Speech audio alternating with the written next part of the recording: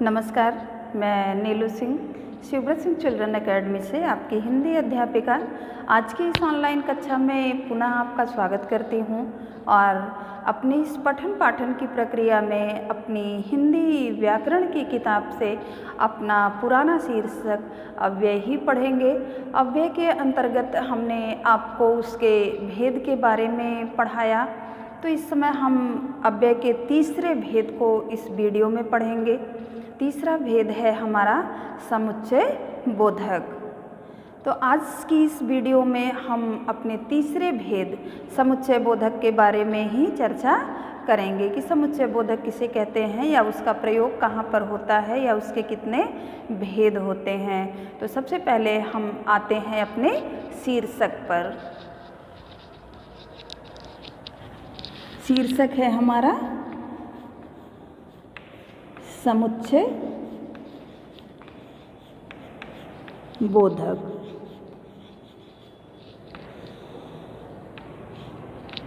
अव्यय के तीसरे भेद में समुच्चय बोधक का अर्थ ही होता है कि ऐसे शब्द जो दो वाक्यों या वाक्यांशों को जोड़ने का काम करते हैं, कि ऐसे शब्द जो वाक्य हो या वाक्यांश हो दोनों को आपस में जोड़ने का काम करते हैं, हम उन्हें समुच्चय बोधक कहते हैं। तो समुच्चय बोधक की परिभाषा हो जाएगी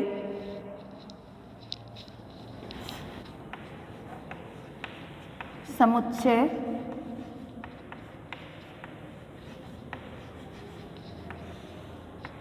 बोधक की परिभाषा।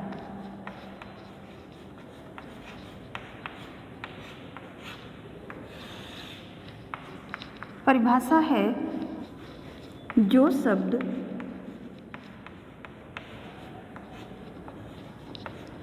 दो या दो से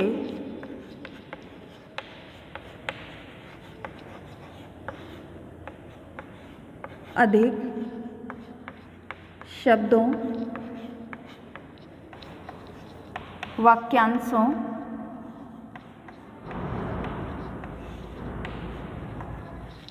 या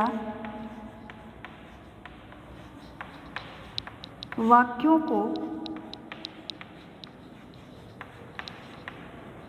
जोड़ने का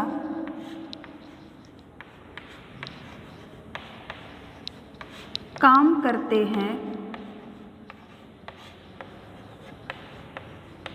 उन्हें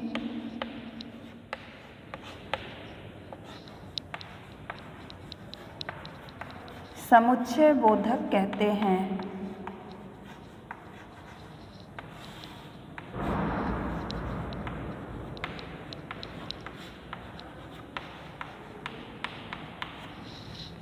ये तो समुच्चय बोधक की परिभाषा है कि जो शब्द दो या दो से अधिक शब्दों, वाक्यों या वाक्यांशों को जोड़ने का काम करते हैं, उन्हें हम समुच्चय बोधक कहते हैं। जैसे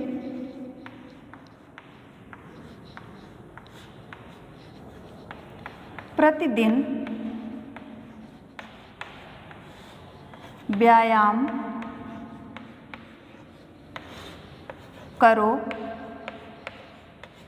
ताकि स्वस्थ रहो। इसमें ताकि शब्द जो है ये समुच्चय बोधक है, क्योंकि व्यायाम करने और स्वस्थ रहने दोनों को ये शब्द जोड़ने का काम कर रहा है कि प्रतिदिन व्यायाम करो ताकि स्वस्थ रहो। इसके दो भेद हैं समुच्चय बोधक के।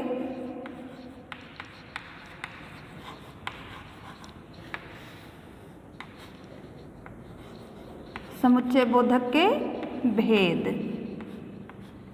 पहला है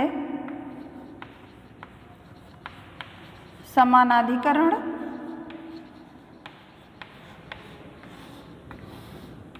और दूसरा है व्यधिकरण।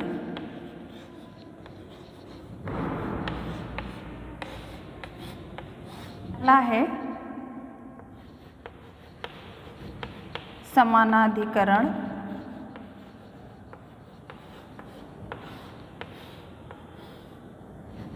समुच्चय बोधक।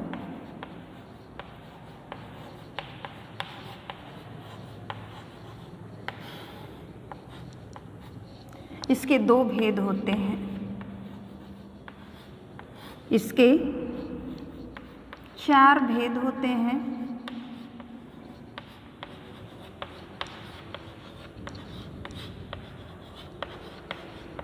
समानाधिकरण समुच्चय बोधक, इसकी परिभाषा हो जाएगी कि ऐसे अव्यय शब्द जो 2 या 2 से अधिक समान शब्दों, वाक्यों या वाक्यांशों को जोड़ने का काम करते हैं, उन्हें हम समानाधिकरण समुच्चय बोधक कहते हैं। ये 4 प्रकार का होता है। तो सबसे पहले हम इसकी परिभाषा जानते हैं और फिर क्रम से इसके चारों भेदों के बारे में पढ़ेंगे। तो इसकी परिभाषा हो जाएगी, ऐसे अव्यय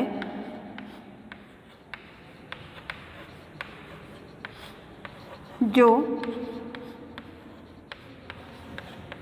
2 या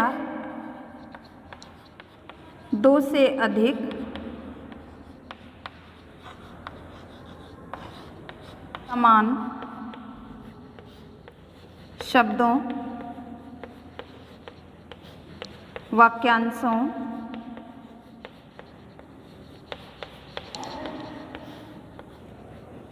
तथा वाक्यों को जोड़ते हैं,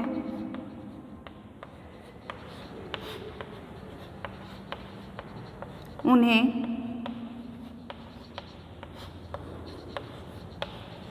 समानाधिकरण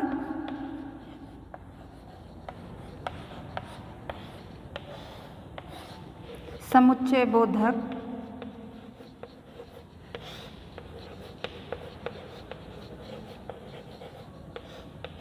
कहते हैं।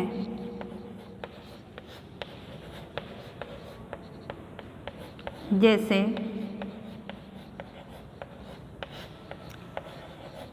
मेरे पिताजी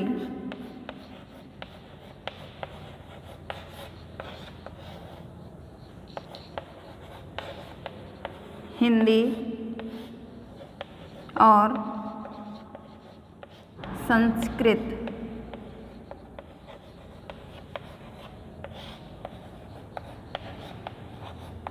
दोनों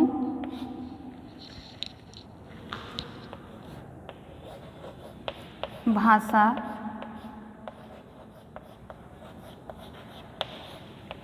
जानते हैं।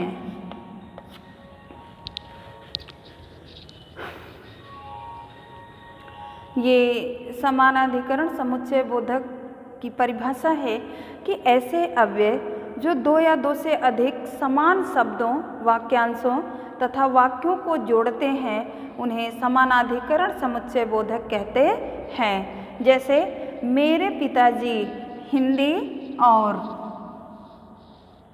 ये दोनों को जोड़ने का काम कर रहा है कि पिताजी हिंदी और संस्कृत, कि हिंदी भी जानते हैं और संस्कृत भी जानते हैं। तो मेरे पिताजी हिंदी और संस्कृत दोनों भाषा जानते हैं। समानाधिकरण समुच्चय बोधक के चारों भेदों का हम संक्षिप्त वर्णन करेंगे, जिसमें से सबसे पहला भेद है इसका संयोजक।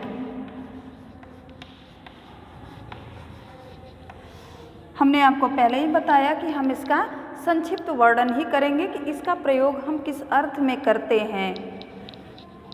तो इसका प्रयोग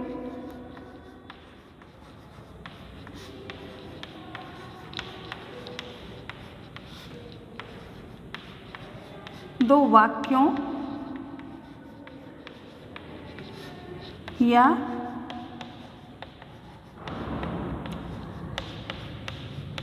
वाक्यांशों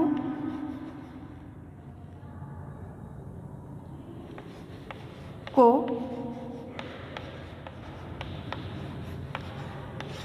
जोड़ने के लिए होता है।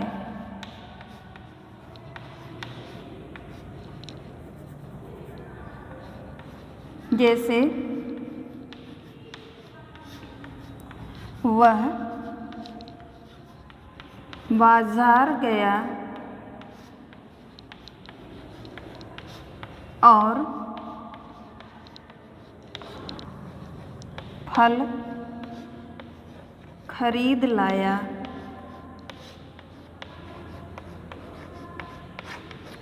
इसमें और शब्द जो है ये जोड़ने का काम कर रहा है, तो अर्थात और शब्द क्या हो गया, ये संयोजक के अर्थ में इसका प्रयोग हो रहा है। दूसरा है विकल्पक, अर्थात विकल्प के अर्थ में दो वाक्यों या वाक्यांशों के विकल्प के अर्थ में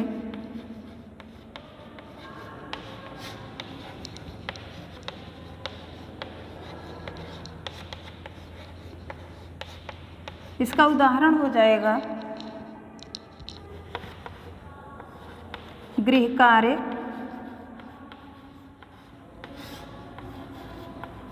पूरा करो,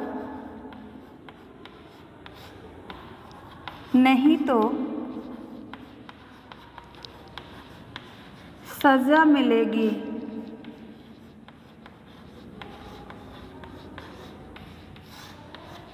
नहीं तो ये विकल्प है, गृह कार्य पूरा करो नहीं तो सजा मिलेगी। सजा मिलना और गृह कार्य पूरा करना, अगर तुम गृह कार्य पूरा कर लेते हो तो सजा नहीं मिलेगी, अर्थात ये विकल्प दिया गया है सजा मिलने और न मिलने में, कि अगर आप गृह कार्य पूरा कर लेते हैं तो सज़ा नहीं मिलती है और अगर गृह कार्य पूरा नहीं करोगे तो आपको सज़ा दी जाएगी। तीसरा है विरोधवाचक,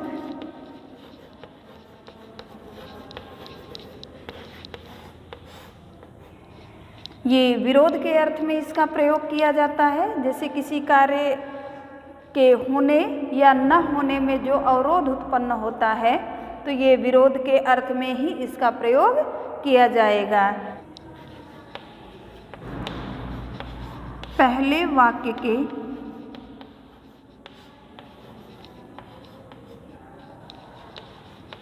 अर्थ का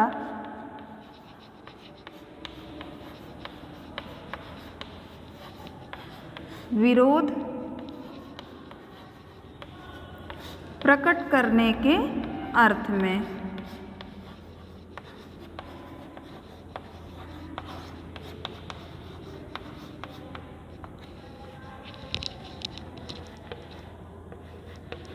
जैसे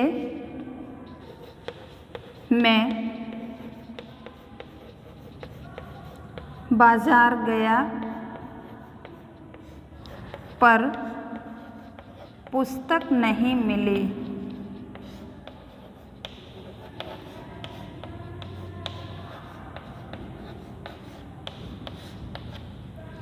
पर ये शब्द क्या है, ये विरोधवाचक है कि मैं बाजार गया पर पुस्तक नहीं मिली। चौथा भेद है इसका परिणामवाचक।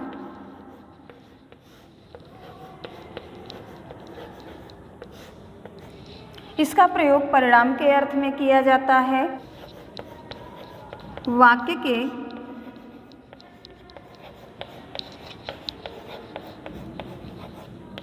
परिणाम के अर्थ में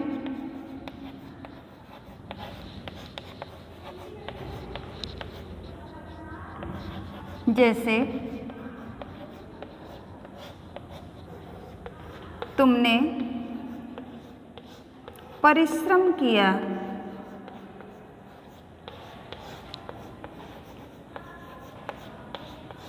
इसलिए सफल हुए।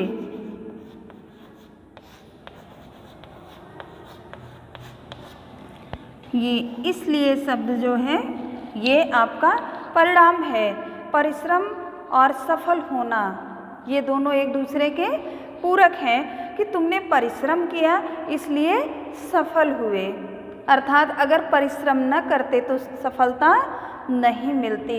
तो परिश्रम और सफलता इन दोनों को एक साथ जोड़ने का काम किया है, इसलिए शब्द ने ये परिणाम दे रहा है परिश्रम का।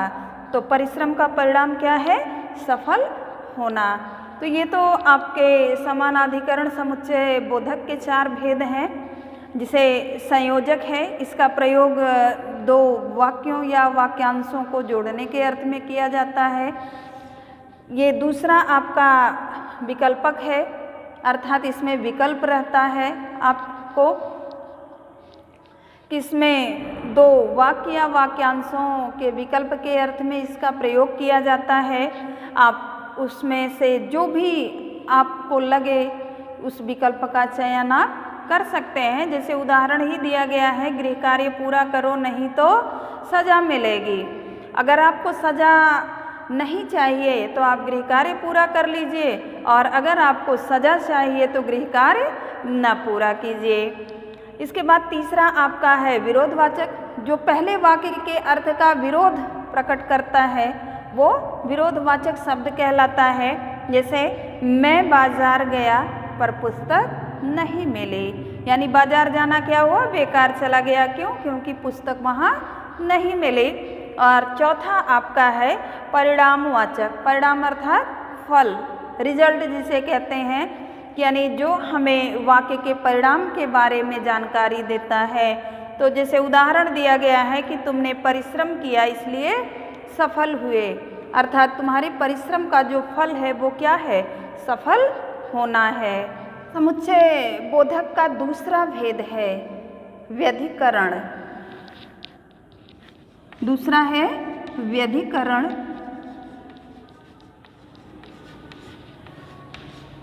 इसकी परिभाषा है जो अव्यय शब्द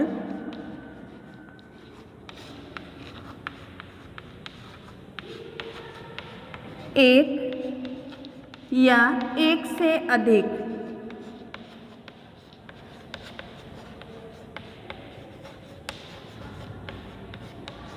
आश्रित उपवाक्यों को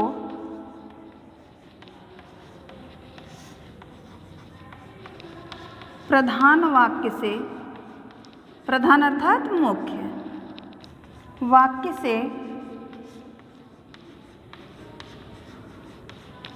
जोड़ते हैं,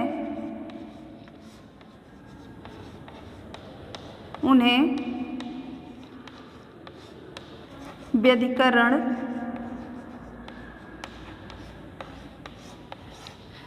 समुच्चय बोधक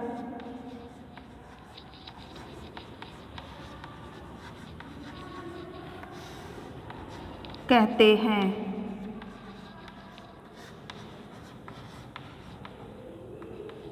जैसे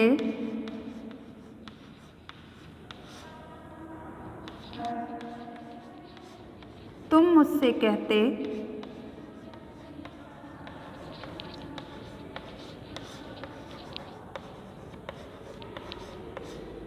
तो मैं अवश्य चलता।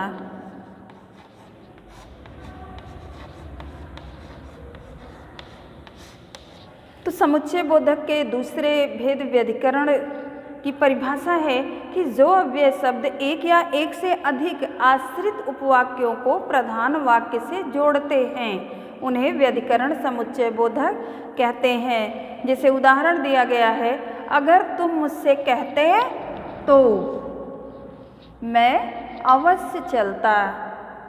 तो मैं शब्द जो है इसमें वो क्या कर रहा है? ये एक दूसरे को जोड़ने का काम कर रहा है। तो ये किसके अंतर्गत आएगा? ये व्यधिकरण समुच्चय बोधक के अंतर्गत आएगा। समानाधिकरण समुच्चय बोधक की तरह इसके भी 4 भेद होते हैं।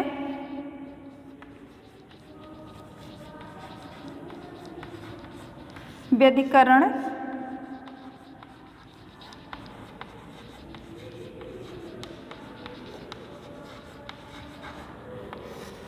समुच्चय बोधक के 4 भेद होते हैं।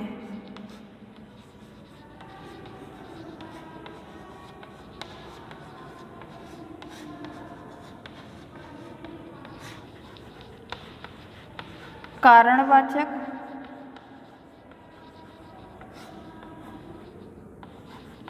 वाक्यों में कार्य के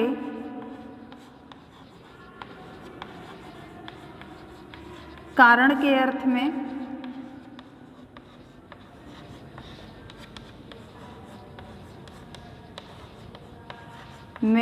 प्रयोग। इसका प्रयोग इसीलिए किया जाता है कि वह वाक्यों में कार्य के कारण का बोध कराए। जैसे वह बीमार है, इसलिए विद्यालय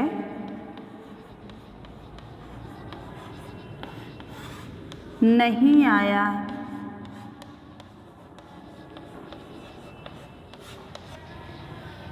इस उदाहरण में विद्यालय न आने का कारण बताया गया है कि वह क्या था, बीमार था, इसलिए विद्यालय नहीं आया।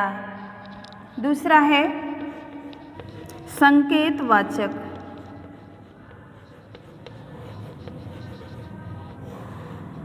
इसका प्रयोग जो है किसी शर्त या संकेत के अर्थ में किया जाता है।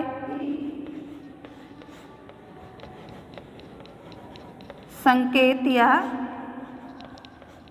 शर्त के अर्थ में प्रयोग।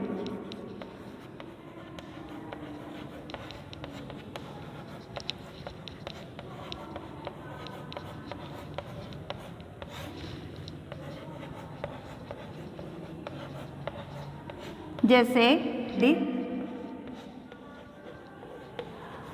कल छुट्टी हुई तो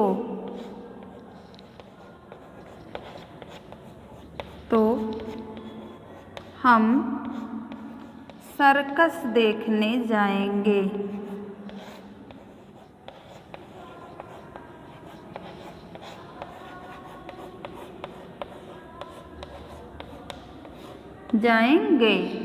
इसमें तो कि यदि कल छुट्टी हुई तो हम सर्कस देखने जाएंगे। हम सर्कस देखने कब जाएंगे? अगर कल छुट्टी होती है तो। यदि कल छुट्टी नहीं होती है तो इसका मतलब हम सर्कस देखने नहीं जाएंगे।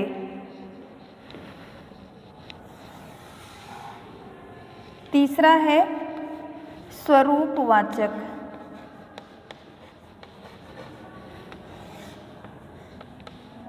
कि पहले प्रयुक्त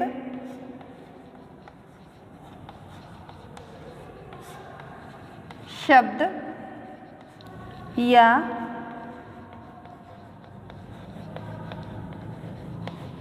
वाक्यांश का अर्थ स्पष्ट करने के अर्थ में प्रयोग।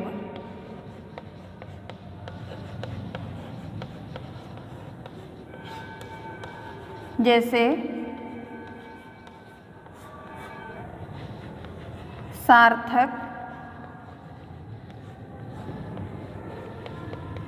हंस रहा है,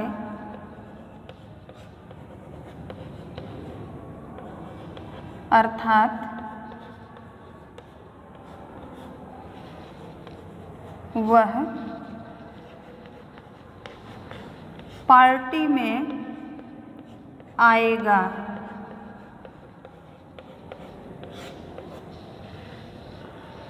अर्थात कि सार्थक हंस रहा है, अर्थात वह पार्टी में आएगा। पहले ही दिया गया है कि पहले प्रयुक्त शब्द या वाक्यांश का अर्थ स्पष्ट करने के लिए।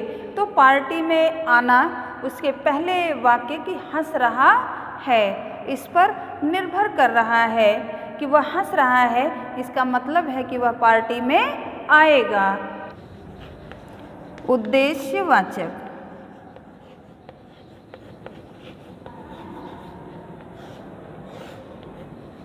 इसके बाद चौथा है उद्देश्यवाचक। इसके अंतर्गत हम किसी कार्य के करने का क्या उद्देश्य होता है उसके बारे में जानते हैं, तो ये इसका प्रयोग हम उसके अर्थ में करते हैं। किसी कार्य को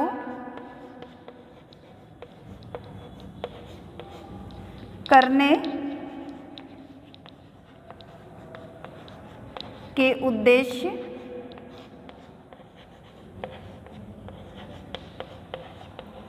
के बोध के अर्थ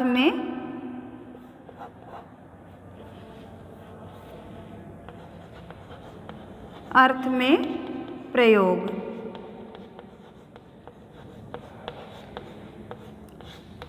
जैसे बच्चों पहले शांत हो जाओ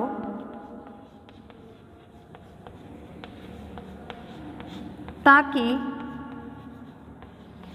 मेरी बात सुन सको।